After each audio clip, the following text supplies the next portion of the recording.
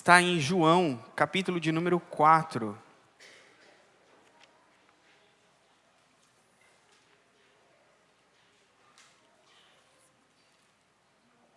João 4, 23. Pode colocar na NVI?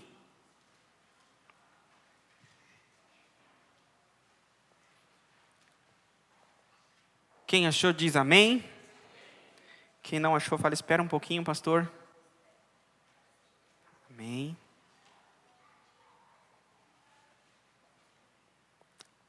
Diz assim: no entanto, está chegando a hora, e de fato já chegou, em que os verdadeiros adoradores adorarão o Pai em espírito e em verdade. Estes são os adoradores que o Pai procura. Pode pôr próximo, 24. Deus é espírito e é necessário que os seus adoradores o adorem em espírito e em verdade. Pode deixar o 23 aqui, na tela? Nós vamos falar nesse texto hoje, a temática dessa semana é sobre a adoração, sobre os verdadeiros adoradores e como, qual é a característica desses verdadeiros adoradores. Obrigado, Emerson. Essa história, esse texto que nós vamos meditar hoje, se vocês notarem aqui na frente do púlpito, é o texto que é a temática do ano das igrejas do Brasil para Cristo, passada pelo Conselho Nacional. É sobre os verdadeiros adoradores.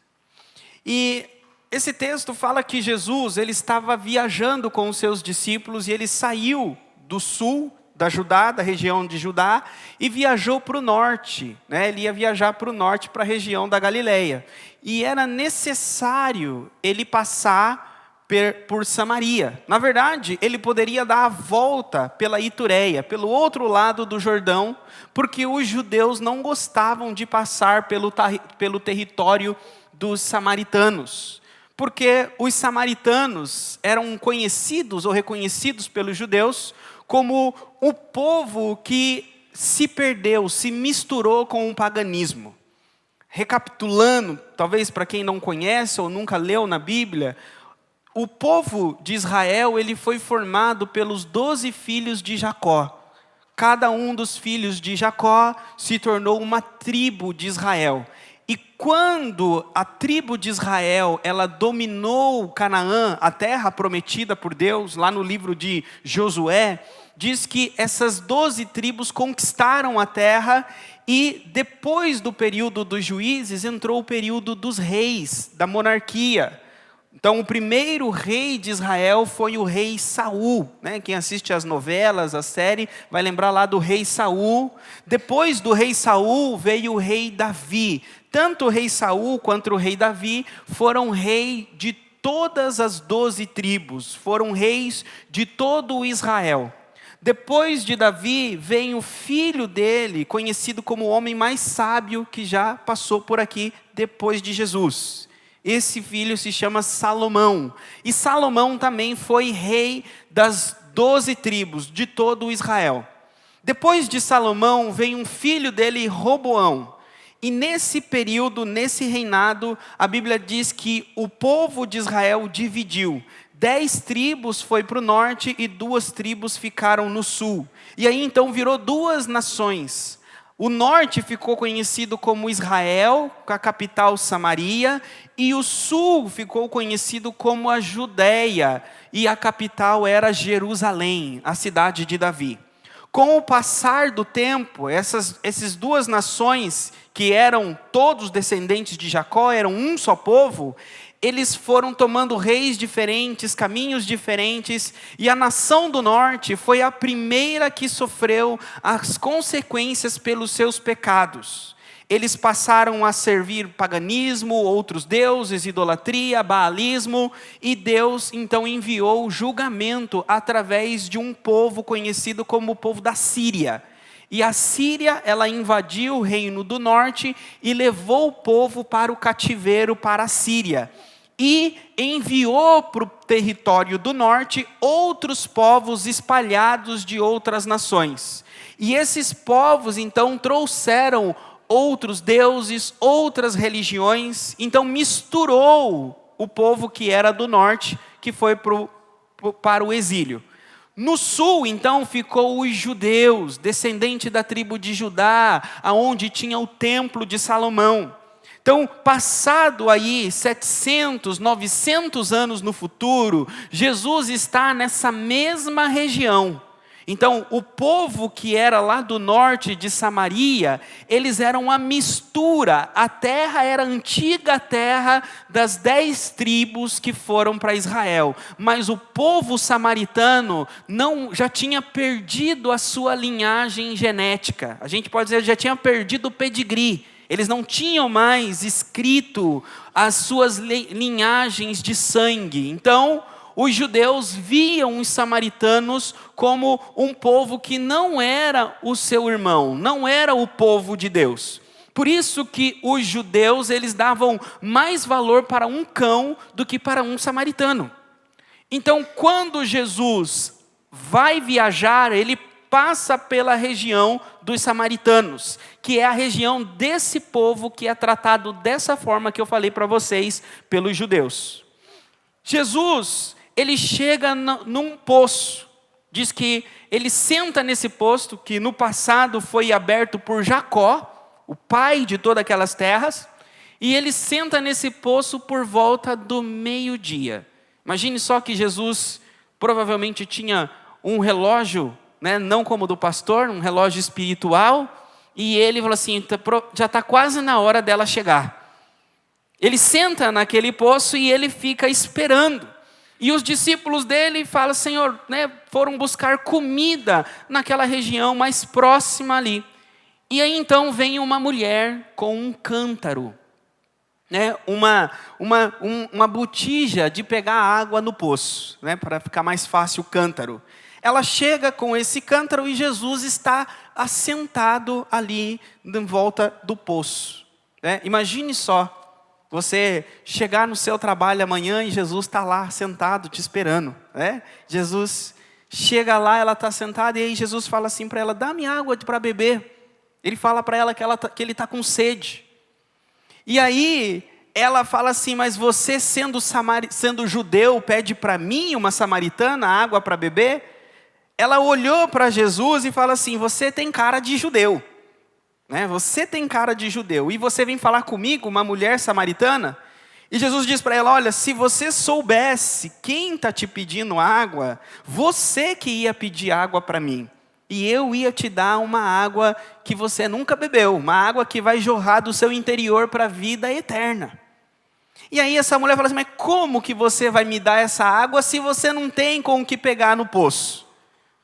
Como que você vai pegar? Aí ela falou assim que ela queria a água que ele tinha. Ela falou assim, olha, se você tem uma água que eu não preciso mais voltar nesse poço, eu quero. Agora, vão prestando atenção na história. Porque Jesus vai entrar nesse texto que ele fala para ela sobre os verdadeiros adoradores que adoram o Pai em espírito e em verdade. Então, olha só como que o texto usa 2 vezes a palavra verdade e verdadeiro. Verdadeiros adoradores, que adoram em espírito e em... Então, verdadeiros adoram em verdade. E falsos adoram em falsidade.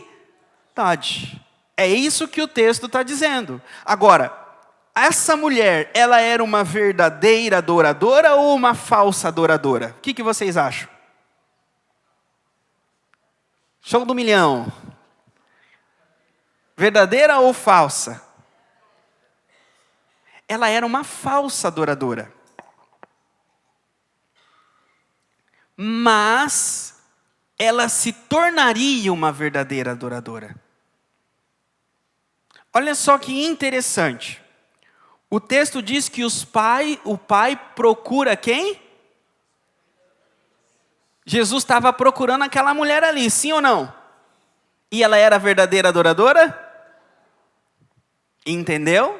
O pai não procura verdadeiros adoradores prontos, formados, perfeitos. Ele procura falsos adoradores que se tornarão verdadeiros adoradores. Ele envia o seu filho para morrer para um mundo cheio de falsos adoradores.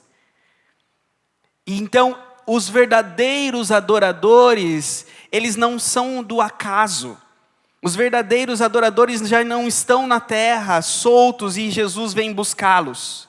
A terra está cheia de falsos adoradores, e Jesus vem encontrar esses, vamos dizer assim, esses rubis brutos, e lapidá-los e fazer deles verdadeiros adoradores. Era isso que Jesus estava fazendo meio-dia, irmãos, naquele poço. Eu lembro que eu fiz uma vez um trabalho missionário em uma cidade que meio-dia estava todo mundo dormindo na cidade. Era conhecido como a hora da siesta. Todo mundo fechava o restaurante na hora do almoço. Não tinha ninguém, era um calor, mas Jesus estava ali meio-dia, esperando aquela mulher. E ela chega para Jesus e fala assim: eu quero, se eu não precisar mais voltar para esse poço pegar a água, eu quero a água que você tem para me dar. Aí vem, ela queria água porque ela não queria outra coisa. Ela não queria água porque ela queria água. Ela não queria água porque a água era boa. Ela queria água porque a água ia livrar ela de ter outro problema. E qual que é o problema que ela tinha? Ela tinha que ir no poço buscar água. Por que aquela mulher não queria ir buscar água no poço? Ela foi buscar água no poço meio-dia, é o horário que o sol é mais quente. É interessante, aqui eu abro um parênteses para ensinar vocês talvez alguns já sabem, mas outros não, a ler a Bíblia. A Bíblia, se vocês prestarem atenção, os contextos se repetem. Essa mulher, ela foi meio-dia buscar água. Se vocês voltarem lá para Gênesis, vocês vão lembrar, por exemplo, que Moisés, ele fugiu do Egito, e ele chegou na terra de Midian, e ele foi para um poço. E ali no poço veio aquela que seria a futura esposa dele tirar água. E era no fim do dia. Então vocês vão vendo, por exemplo, Jacó também. Desculpa, não foi Jacó. O servo de Abraão. Acho que Jacó também. O servo de Abraão, quando ele viaja até a terra de Labão para buscar uma esposa para Isaac, ele vai e fica onde? No poço. E aí vai lá as filhas, né, do pai de Labão, a irmã de Labão, pegar água. Jacó a mesma coisa, ele viaja e ele vai o poço era o point onde os homens encontravam as mulheres, as esposas. Era lá que era a rede social que nós temos hoje. Então, mas ali Jesus não estava procurando relacionamento. Meio-dia não era a hora de ninguém ir tirar água. Por que eles iam no fim do dia? Porque o sol já havia baixado. Agora, aquela mulher, ela não foi no poço no horário em que as outras mulheres iam. Por quê?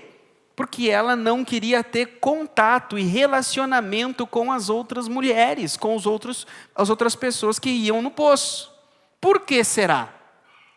O texto dá indicativos. Porque quando ela fala para Jesus, eu quero dessa água, Jesus diz assim para ela: vai, busca o seu marido e vem, que eu vou dar água para vocês. Aí ela fala o seguinte para ele: olha, eu não tenho marido. Ela diz: eu não tenho. Aí Jesus diz para ela: bem que você disse que você não tem, porque você já teve 5 e o que você está agora não é teu marido. Jesus disse: você está com alguém na tua casa e ele não é teu marido. Jesus falou que ela tinha alguém com ela na casa dela, não falou? Então ela estava morando com alguém, não estava? Mas ela disse: olha, eu não tenho marido. Ela falou: tem um homem lá em casa, mas não é meu marido. Então imagine só, se ela falou para Jesus que eu não tenho marido, ela chegava em casa e via um homem lá, sim ou não? Na cabeça dela, ela olhava para aquele homem e falava assim: o nome dele é tal, mas ele não é meu Ele compartilha a casa comigo, mas ele não é meu marido. E Jesus disse, você falou isso, e que você não tem marido e você falou certo. Aí ela disse para Jesus o seguinte, Senhor, mas vejo que você é profeta. Olha só onde entra as nossas artimanhas e as nossas astúcias. Jesus colocou a mão numa ferida, sim ou não?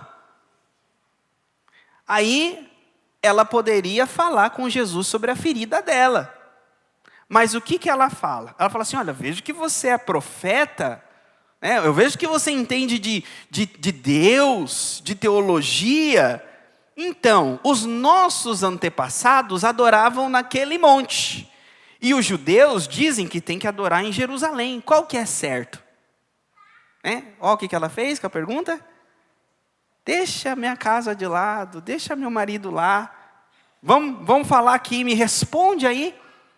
Aí Jesus disse para ela, olha, está chegando a hora e já chegou, em que os verdadeiros adoradores... Na verdade, antes Jesus diz o seguinte para ela, que os judeus adoram o que eles conhecem, os samaritanos adoram aqueles que eles não conhecem, porque a salvação vem dos judeus. Aí Jesus diz, mas está chegando a hora em que os verdadeiros adoradores não adorarão nem neste monte e nem em Jerusalém, mas adorarão em não é lugar geográfico. Jesus respondeu a pergunta dela. E aí Jesus disse, e em ver? E aí volta de novo para a pergunta do marido. E aí? Você está adorando em verdade? E aí ela entende que Jesus é o Cristo. Jesus é o Cristo e ela diz que no final dessa história, ela deixa o cântaro dela, ela foi lá para tirar água, não foi? E foi lá para dar água para Jesus. Se eu posso estar errando aqui, tá, irmãos? Mas se não me falha a memória, nem Jesus tomou água na história. Ela largou o cântaro ali e voltou correndo para a cidade, dizer que ela tinha conhecido o Cristo. E agora que entra as características dos verdadeiros e dos falsos adoradores. Essa mulher chegou como uma falsa adoradora e saiu como uma verdadeira adoradora. Qual as características da falsa adoração que essa mulher chegou? Primeiro, ela adorava o que ela não conhecia. Ela não conhecia Jesus, ela não conhecia a salvação que vinha dos judeus. Então, a adoração dela era ignorante. Então, falsos adoradores, a característica deles é que eles adoram o que eles ouviram, adoram o que eles aprenderam do passado, adoram a tradição, adoram o costume, mas não são como os bereanos que vão na palavra e vê se aquilo que eles aprenderam realmente está ali. Então, verdadeiros adoradores têm convicção do Deus que eles adoram. Não sejam adoradores, fala assim, eu aprendi assim com o meu pastor, eu aprendi assim com o meu pai, era assim na minha denominação. Jesus não vai pegar a nossa carteirinha lá no céu e ver se a gente adorou conforme a denominação que a gente conheceu Ele. Ele vai pegar lá no céu e nós seremos ali julgados pela palavra de Deus. Porque cada denominação, cada pastor deveria ter sido fiel à palavra. Portanto, verdadeiros adoradores, eles conhecem a palavra. Verdadeiros adoradores, eles não são formados em teologia, não é seminário, mas quando o pastor começa a falar algumas abobrinhas, eles sentem cheiro no púlpito, nos bancos. Ele fala, isso aí não está muito certo não. E não é porque eu ouvi pastor A ou pastor B no podcast A, no podcast B falar diferente, mas é porque eu li na Bíblia diferente. Então, verdadeiros adoradores, eles conhecem. Jesus disse, olha, você não conhece, porque a salvação vem dos judeus. Segunda característica, que ela era uma falsa adoradora. É porque ela não estava certa dentro da casa dela. ela não tinha um relacionamento, ela não tinha um casamento. O casamento dela era falso. Primeiro, a teologia dela era falsa, o conhecimento dela era falso, não era verdadeiro, que a gente viu agora o primeiro ponto, certo? Segundo, o casamento dela era falso, porque ela diz, eu não tenho marido. E Jesus diz, você mora com um homem que não é teu marido. Então, para que ela adorasse verdadeiramente, então ela agora teria que conhecer Jesus e teria que agora organizar a casa dela. Então, adoração, irmãos, não é cantar. Às vezes a gente acha que a verdadeira adoração é quando são os músicos que cantam, é quando a gente serve. Sabe, às vezes eu conheci pessoas que elas pensam o seguinte: elas até sabem que a vida delas não está de acordo com a palavra de Deus. Como pastor, eu converso e elas falam assim, pastor, não está certo, eu sei que eu tenho que mudar aqui, ali e tal, acolá, mas é difícil, eu sei que é difícil. Perfeito, ninguém é perfeito. Qual é o problema? Há muitas vezes essas pessoas, elas se dispõem a servir na igreja. Eu vou limpar um banheiro, eu vou varrer a igreja, eu vou passar um pano na igreja, eu vou tocar, eu vou fazer isso. E ela acha que o serviço que ela oferece a Deus, ela é um sacrifício, ou vamos dizer assim, um cheiro de aroma suave para Deus, por conta dessa dificuldade que ela tem numa vida particular ou em casa. Então é como que ela tenta compensar esse peso negativo na balança, tentando servir, colocando um peso positivo no outro lado da balança. E isso é somente um engano próprio. Porque os verdadeiros adoradores, ele adora com o coração, com o interior. E se existe alguma área na nossa vida que não foi purificada, não foi transformada, nós não entregamos uma verdadeira adoração. Pode outra, pastor, mas significa então que Deus não aceita nada? Deus aceita, tem outras coisas que nós fazemos, mas tem uma área na nossa vida que não está certa. Imaginem só, sabem aquelas janelas de madeira que tem aqueles quadradinhos de vidro pequenininho assim? Vocês conseguem imaginar? Sabem? Então imagine que vocês têm uma casa com essa janela, de madeira, 8 quadradinhos de vidro. E vocês chegaram nessa casa agora para morar nela e você vê que uma delas tem um trinquinho no vidro. Tem um trinco. Só que você está ali para observar e você vai trocar os vidros. Você olha aquele trincado ali e você fala assim, é só um trincado. Eu vou deixar ele aí? Ou você fala assim, não, esse está trincado, eu tenho que trocar. Imagine que você tem no seu bolso todos os vidros novos. Você troca só os furados e deixa os trincados? Ou você troca todos? Todos, não é? Porque seja furado ou seja trincado, se você tem um novo para trocar, você troca.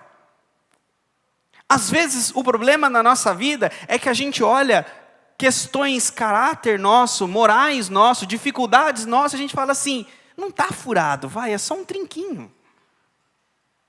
Não precisa trocar. Não precisa trocar esse vidro agora. Mas o Senhor sabe. Senhor, que trabalho que a gente vai ter por causa de um trinco, Senhor. É bem no cantinho, Senhor, daqui não dá para ver. Se chegar pertinho, aí dá para ver. É como, se alguém for comer 1 quilo de sal comigo, vai enxergar, mas de fora ninguém vê. Não precisa trocar. Muitas das vezes esse é o pensamento que a gente tem. Sabe por quê? Porque dá trabalho, aí tem que quebrar o vidro, arrancar, lixar os cantinhos, passar a massa, colocar o outro vidro, passar outra massa. Dá trabalho. E o que o texto está dizendo aqui é que o verdadeiro adorador, ele limpa a casa inteira, ele não deixa nenhuma sujeira debaixo do tapete. Então, quando Jesus chegou para essa mulher, ele foi direto embaixo do tapete.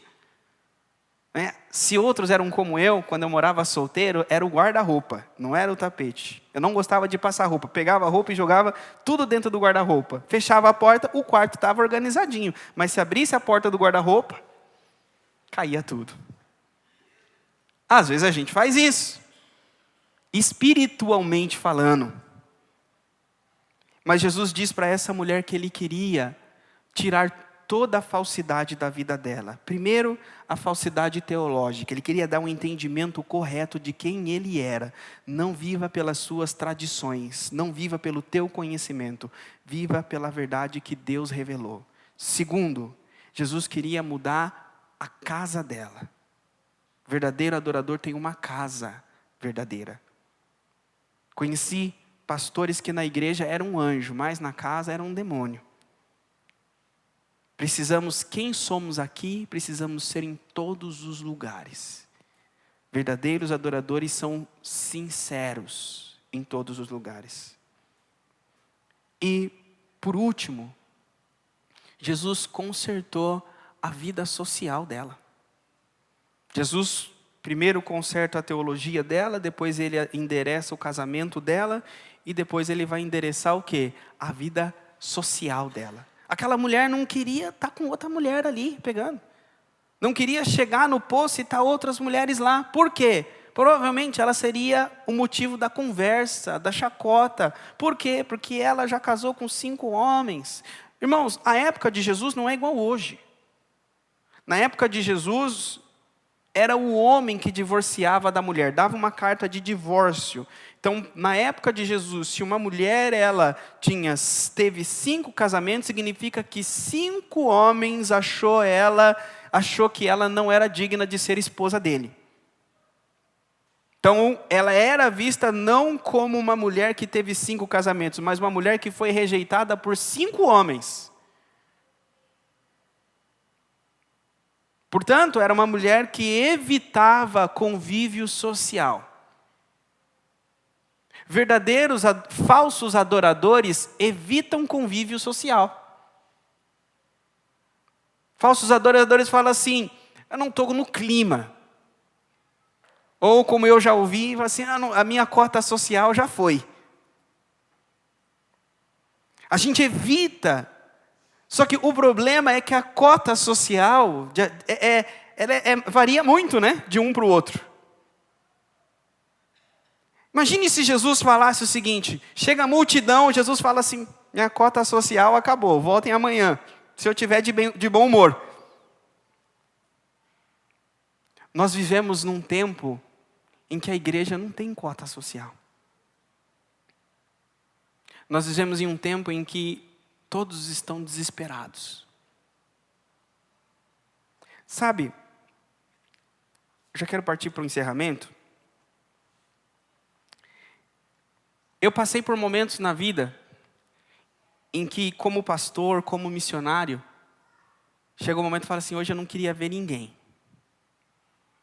Hoje eu não queria dirigir um culto.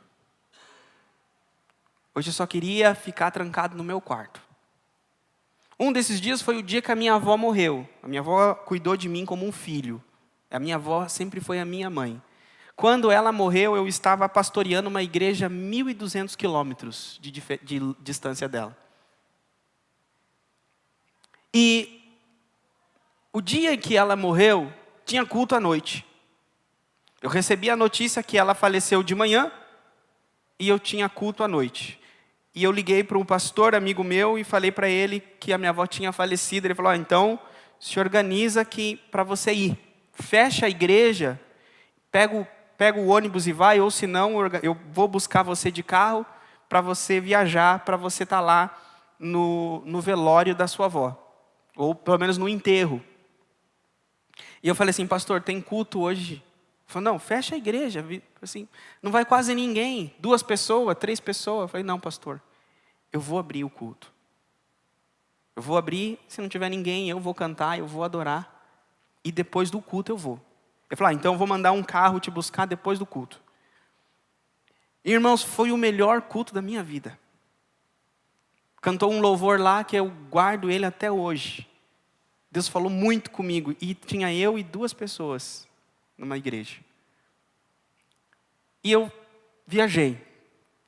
Nesses momentos que são os piores da minha vida, é que chegou pessoas pedindo ajuda para mim. Pedindo oração. E por ter me posicionado em não virar as costas e não me encolher, mas ter posicionado em ficar firme, eu impus as mãos por fé. Eu impus as mãos e orei por pessoas com uma força que eu não tinha. Mas Deus foi fiel e fortaleceu aquelas pessoas e cuidou daquelas pessoas. E aquelas pessoas depois me procuraram, até no momento me vieram felizes. E aí a alegria delas me alegrou.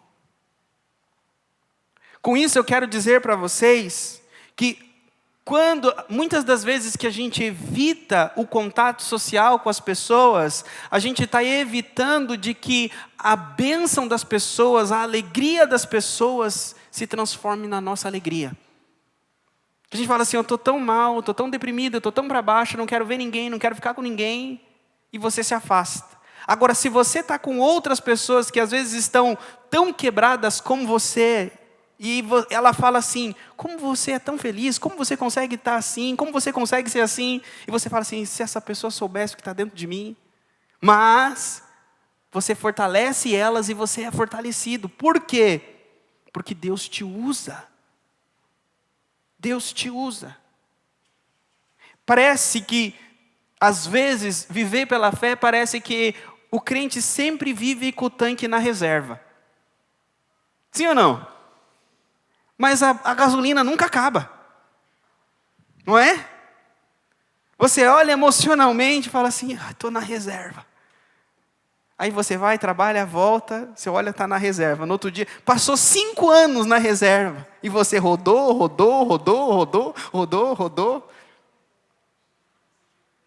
Não é? O que eu quero dizer aqui? Por um lado, o problema de você olhar o tanque na reserva é falar assim, está na reserva, não vou nem tirar da garagem. Está na reserva, não vai ficar ali parado. Esse é o problema. É você falar assim, está na reserva e eu vou me afastar, vou tirar a mão, vou deixar de fazer as coisas. Vou evitar o contato social. Agora, se você fala assim, está na reserva, mas dá para ir. Põe tua mão, Senhor, põe tua mão. E tira da garagem e vai. Aí você fala assim, cheguei. Agora preciso voltar. Senhor, está na reserva, põe tua mão. Ajuda a chegar e vai. Aí você vai ver que, você vai fazer os translados. Pastor, mas e aí, quando enche o combustível?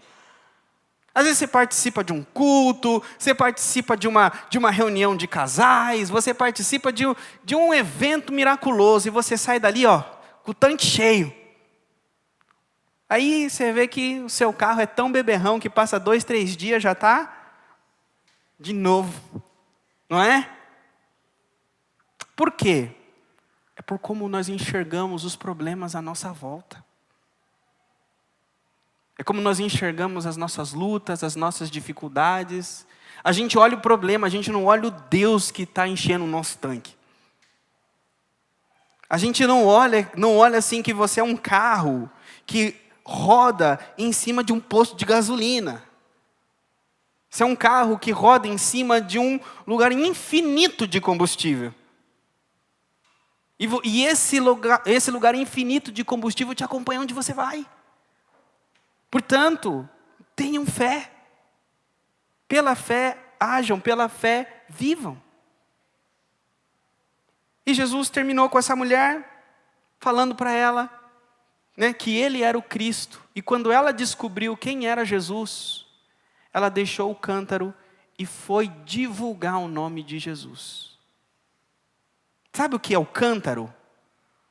O cântaro é aquilo que a gente fala assim, hoje de novo. De novo tirar água. De novo meio-dia. De novo.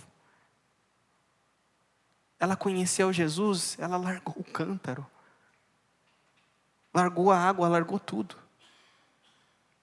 Ela teve que ir lá voltar a buscar o cântaro?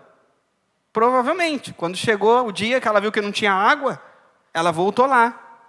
Mas, quando se conhece a Jesus, a prioridade é falar o nome de Jesus. Eu termino aqui dizendo para vocês,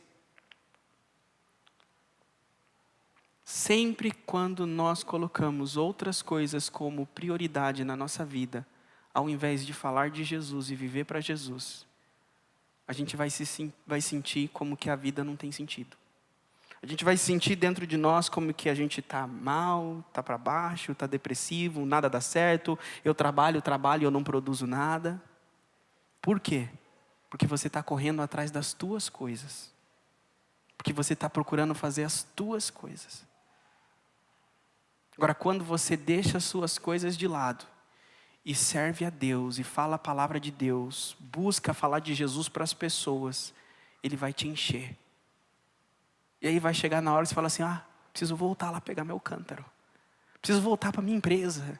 Deixei um cliente me esperando. Eu tenho que fechar aquela planilha, eu tenho que terminar de mandar aquela mensagem. Mas aí você já orou por pessoas, você já falou da palavra para pessoas, e você já está cheio de Deus.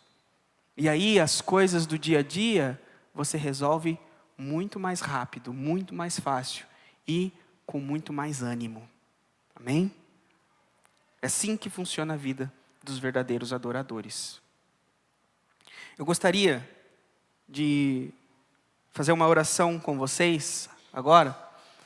Pode colocar, por favor, a imagem da tenda, por favor?